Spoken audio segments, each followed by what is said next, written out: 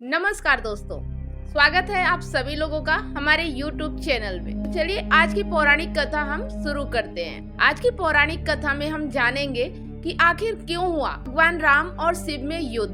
क्या आप लोग भी जानना चाहेंगे? तो वीडियो में अंत तक बने रहें। बात उन दिनों की है जब श्री राम का अश्वमेघ यज्ञ चल रहा था। श्री राम के अनुज शत्रुघ्न के नेतृत्व में असंख्य वीरों की सेना सारे प्रदेश को विजित करती जा रही थी।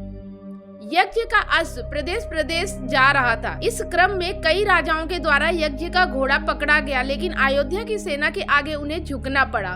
शत्रुघ्न के अलावा सेना में हनुमान, सुग्रीव और भरत पुत्र पुष्पल सहित कई महारथी उपस्थित थे, जिन्हें जीतना देवताओं के लिए भी संभव नहीं था। कई जगह भ्रमण करने के बाद यज्ञ का घोड़ा देवपुर पहुंचा, जहां राजा वीरमणि का राज्य था। राजा वीरमणि अति धर्मनिष्ठ तथा श्री राम एवं महादेव के अनन्य भक्त थे। उनके दो पुत्र थे, रुकमंगद और शुभंगद वीरों में श्रेष्ठ थे। राजा वीरमणि के भाई वीर सिंह भी एक महारथी थे।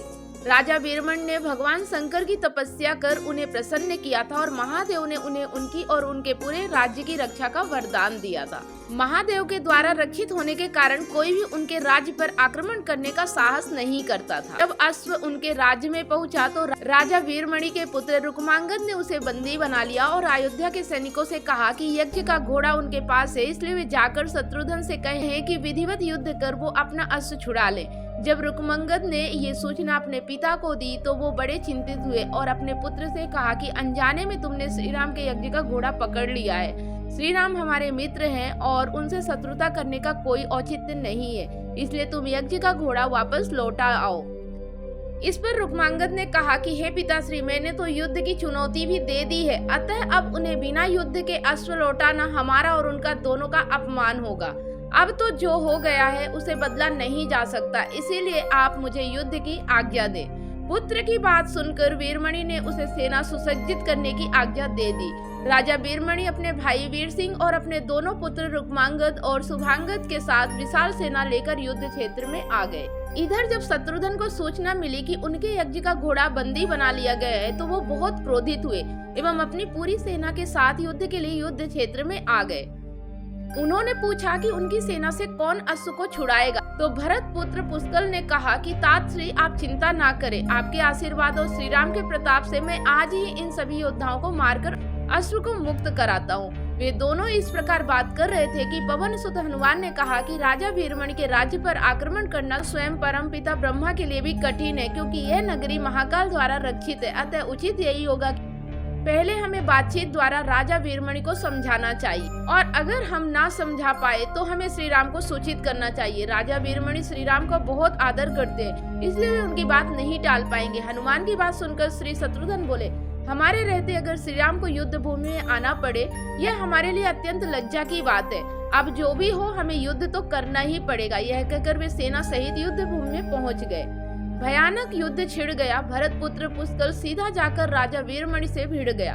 दोनों अतुलनीय वीर थे। वे दोनों तरह तरह के शस्त्रों का प्रयोग करते हुए युद्ध करने लगे। हनुमान राजा वीरमणि के भाई महापराक्रमी वीर सिंह से युद्ध करने लगे। रुकमांगद और शुभांगद ने शत्रुघ्न पर धावा बोल दिया। पुष्कल और वीरमणि में बड़ा घमासान युद्ध हुआ। अंत में पुष्कल ने वीरमणि पर 8 नाराज बाणों से वार किया। इस बार को राजा वीरमणि सह नहीं पाए और मूर्छित होकर अपने रथ पर गिर पड़े। वीर सिंह ने हनुमान पर कई अस्त्रों का प्रयोग किया, पर उन्हें कोई हानि न पहुँचा सके। हनुमान ने एक विकट पेड़ से वीर सिंह पर वार किया, इससे वीर सिंह रक्त वमन करते हुए मूर्छित हो गए।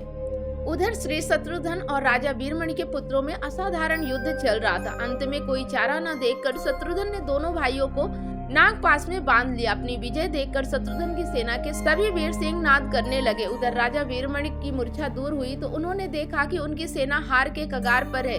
यह देखकर उन्होंने भगवान रुद्र महादेव शंकर का स्मरण किया। महादेव ने अपने भक्त को मुसीबत में जानकर वीरभद्र के नेतृत्व में नंदी, भृंगी सहित सारे गणों को युद्ध क्षेत्र में भेज दिया। महाकाल के सारे अनुचर उनकी जय जयकार करते हुए अयोध्या की सेना पर टूट पड़े। शत्रुघ्न, हनुमान और सारे लोगों को लगा कि जैसे प्रलय आ गया हो। जब उन्होंने भयानक मुख वाले रुद्रावतार वीरभद्र, नंदी, भृंगी सहित महादेव की सेना देखी तो सारे सैनिक भय से कांप उठे। शत्रुघ्न ने हनुमान से कहा कि वीरभद्र ने बात ही बात में दक्ष प्रजापति का मस्तक काट डाला था, और जो तेज और समता में स्वयं महाकाल के समान है, उसे युद्ध में कैसे हराया जा सकता है। यह सुनकर पुष्कल ने कहा कि हे तातश्री, आप दुखी मत हो, अब तो जो भी हो हमें युद्ध तो करना ही होगा। यह कहते हुए पुष्कल वीरभद्र से, हनुमान नंदी से और शत्रुघ्न भृंगी से जा भिड़े। पुष्कल ने अपने सारे दिव्यास्त्रों का प्रयोग वीरभद्र पर कर दिया, लेकिन वीरभद्र ने खेल खेल में उसे काट दिया। उन्होंने पुष्कल से कहा कि हे बालक, अभी तुम्हारी आयु मृत्यु को प्राप्त होने की नहीं हुई है, इसलिए युद्ध क्षेत्र से हट जाओ।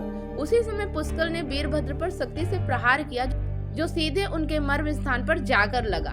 इसके बाद वीरभद्र ने क्रोध से थर्राते हुए एक त्रिशूल से पुष्कल का मस्तक काट लिया और भयानक सिंहनाद किया। उधर भृंगी आदि गणों ने शत्रुघ्न पर भयानक आक्रमण कर दिया। अंत में भृंगी ने महादेव के दिए पास में शत्रुघ्न को बांध दिया। हनुमान अपनी पूरी शक्ति से नंदी से युद्ध कर रहे थे। उन दोनों ने ऐसा युद्ध किया जैसा पहले किसी ने नहीं किया था। दोनों श्री राम के भक्त थे और महादेव के तेज से उत्पन्न हुए थे। काफी देर लड़ने के बाद कोई और उपाय न देखकर नंदी ने शिवास्त्र का प्रयोग कर हनुमान को पराभूत कर दिया। अयोध्या के सेना की हार देखकर राजा वीरमणि की सेना में जबरदस्त उत्साह आ गया और वे बाकी बचे सैनिकों पर टूट पड़े। यह देखकर हनुमान ने शत्रुघ्न से कहा कि मैंने आपसे पहले ही कहा था कि ये नगरी महाकाल द्वारा रक्षित है, लेकिन आपने मेरी बात नहीं मानी। अब इस संकट से बचाव का एक ही उपाय है कि हम सब श्री राम को याद करें। ऐसा सुनते ही सारे सैनिक शत्रुघ्न, पुष्कल एवं हनुमान सहित श्री राम को याद करने लगे। अपने भक्तों की पुकार सुनकर श्री राम तत्काल ही लक्ष्मण और भरत के साथ वहां आ गए। अपने प्रभु को आया देख सभी हर्षित हो गए एवं सबको ये विश्वास हो गया कि अब हमारी विजय निश्चित है। श्री राम के आने पर जैसे पूरी सेना में प्राण का संचार हो गया। श्री राम ने सबसे पहले शत्रुघ्न को मुक्त कराया और उधर लक्ष्मण ने हनुमान को मुक्त करा दिया। जब श्री राम, लक्ष्मण और भरत ने देखा कि पुष्कल मृत्यु को प्राप्त हो चुके हैं तो उन्हें बड़ा दुख हुआ। भरत तो शोक में मूर्छित हो गए। श्री राम ने क्रोध में आकर वीरभद्र से कहा कि तुमने जिस प्रकार पुष्कल का वध किया है उसी प्रकार अब अपने जीवन का भी अंत समझो। ऐसा कहते हुए श्री राम ने सारी सेना के साथ शिवगणों पर धावा बोल दिया। जल्दी उन्हें यह पता चल गया कि शिवगणों पर साधारण अस्त्र बेकार है, इसलिए उन्होंने महर्षि विश्वामित्र द्वारा प्रदान किए गए दिव्यास्त्रों से वीरभद्र और नंदी सहित सारी सेना को विदीर्ण कर दिया। श्री राम के प्रताप से पार न पाते हुए सारे गणों ने एक स्वर में महादेव का आह्वान करना शुरू कर दिया। जब महादेव ने देखा कि उनकी सेना बड़े कष्ट में है तो वे स्वयं युद्ध क्षेत्र में प्रकट हुए। इस अद्भुत दृश्य को देखने के लिए परम पिता ब्रह्मा सहित सारे देवता आकाश में स्थित हो गए। जब महाकाल ने युद्ध क्षेत्र में प्रवेश किया तो उनके तेज से श्री राम की सारी सेना मूर्छित हो गई। जब श्री राम ने देखा कि स्वयं महादेव रण क्षेत्र में आए हैं तो उन्होंने शस्त्र का त्याग कर भगवान रुद्र को दंडवत प्रणाम किया एवं उनकी स्तुति की। उन्होंने महाकाल की स्तुति करते हुए कहा कि हे सारे ब्रह्मांड के स्वामी, आपके ही प्रताप से मैंने महापराक्रमी रावण का वध किया। आप स्वयं ज्योतिर्लिंग में रामेश्वरम में पधारे। हमारा जो भी बल है वो भी आपके आशीर्वाद के फल स्वरूप ही है। यह जो अश्वमेघ यज्ञ मैंने किया है वह भी आपकी ही इच्छा से ही हो रहा है, इसलिए हम पर कृपा करें और इस युद्ध का अंत करें। यह सुनकर भगवान रुद्र बोले कि हे राम, आप स्वयं विष्णु के रूप है, मेरी आपसे युद्ध करने की कोई इच्छा नहीं है। फिर भी चूंकि मैंने अपने भक्त वीरमणि को उसकी रक्षा का वरदान दिया, इसलिए मैं इस युद्ध से पीछे नहीं हट सकता, अतः संकोच छोड़कर आप युद्ध करें। श्री राम ने इसे महाकाल की आज्ञा मानकर युद्ध करना शुरू किया। दोनों में महान युद्ध छिड़ गया, जिसे देखने देवता लोग आकाश में स्थित हो गए। श्री राम ने अपने सारे दिव्यास्त्रों का प्रयोग महाकाल पर कर दिया, पर उन्हें संतुष्ट नहीं कर सके। अंत में उन्होंने पशुपतास्त्र का संधान किया और भगवान शिव से बोले कि हे प्रभु, आपने ही मुझे ये वरदान दिया है कि आपके द्वारा प्रदत्त इस अस्त्र से त्रिलोक में कोई पराजित हुए बिना नहीं रह सकता, इसलिए हे महादेव, आपकी ही आज्ञा और इच्छा से मैं इसका प्रयोग आप पर ही करता हूँ। यह कहते हुए श्री राम ने वो महान दिव्यास्त्र भगवान शिव पर चला दिया। वह अस्त्र सीधा महादेव के हृदय स्थल में समा गया और भगवान रुद्र इससे संतुष्ट हो गए। उन्होंने प्रसन्नता पूर्वक श्री राम से कहा कि आपने युद्ध में मुझे संतुष्ट किया, इसलिए जो इच्छा हो वर मांग ले। इस पर श्री राम ने कहा कि हे भगवान, यहाँ इस युद्ध क्षेत्र में मेरे भ्राता भरत के पुत्र पुष्कल के साथ असंख्य योद्धा वीरगति को प्राप्त हो गए हैं, उन्हें कृपया जीवन दान दीजिए। महादेव ने मुस्कुराते हुए तथास्तु कहा और पुष्कल समेत दोनों ओर के सारे योद्धाओं को जीवित कर दिया। इसके बाद उनकी आज्ञा से राजा वीरमणि ने यज्ञ का घोड़ा श्री राम को लौटा दिया और अपना राज्य रुक्मांगद को सौंपकर वे भी शत्रुघ्न के साथ आगे चल दिए।